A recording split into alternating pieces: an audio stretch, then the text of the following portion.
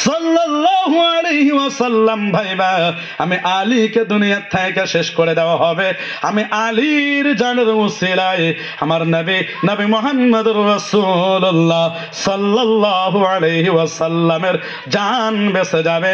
জোরে জোরে কোন সুবহানাল্লাহ, সুবহানাল্লাহ। আমার বাবাজিরা, নবীজি ঘর থেকে যখন ঘরের দরওয়াজা খুললেন, খোলার সঙ্গে সঙ্গে তাকাইয়া দেখে সারা ঘরটা কাফেরটা ঘর ঘেরাও ফেলেছে। নবী মুহাম্মদ রাসূলুল্লাহ সাল্লাল্লাহু আলাইহি ওয়াসাল্লামকে জিবরাইল আমিন বললেন, ইয়া রাসূলুল্লাহ, নবী গো, ও মায়ের নবী, এক মুষ্ঠ বালি লন, বালি লই আপনি আকাশের দিকে ছিটাইয়া দেন।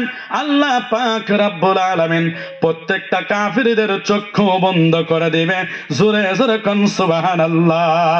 নবী মুহাম্মদুর রাসূলুল্লাহ সাল্লাল্লাহু আলাইহি ওয়াসাল্লাম এক মুষ্ঠ বালি লইয়া আকাশের দিকে ছিটাইয়া দিলেন।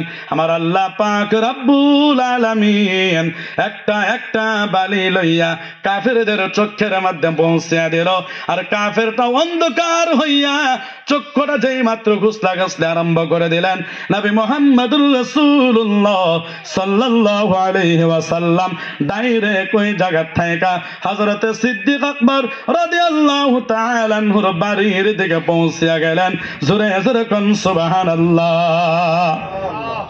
আমার বাবাজিরা, হযরত আবু বকর সিদ্দিক রাদিয়াল্লাহু তাআলা আনহুর বাড়িতে নবী মুহাম্মদুর রাসূলুল্লাহ সাল্লাল্লাহু আলাইহি ওয়াসাল্লাম যাওয়ার পরে দরওয়াজার ভিতরে একটা আওয়াজ দিলেন, বললেন, আবু বকর। আরে আবু বকর সঙ্গে সঙ্গে বললেন, লাব্বাইক ইয়া রাসূলুল্লাহ। রাত্রবেলায় যেই মাত্র নবীজি দরওয়াজার ভিতরে আওয়াজ করলেন, আওয়াজ করার সঙ্গে সঙ্গে আবু বকর বলেন, লাব্বাইক ইয়া রাসূলুল্লাহ, ইয়া রাসূলুল্লাহ, নবী গো, আসেন আপনি আমার ঘরের ভিতরে প্রবেশ করেন। নবীজি ঘরের ভিতরে প্রবেশ করলেন। ঘরের ভিতরে প্রবেশ করার পরে আবু বকরকে বললেন, আবু বকর, তুমি কি রাত্রবেলায় ঘুমাও না? আবু বকর বলেন, ইয়া রাসূলুল্লাহ, নবী গো, ও মায়ের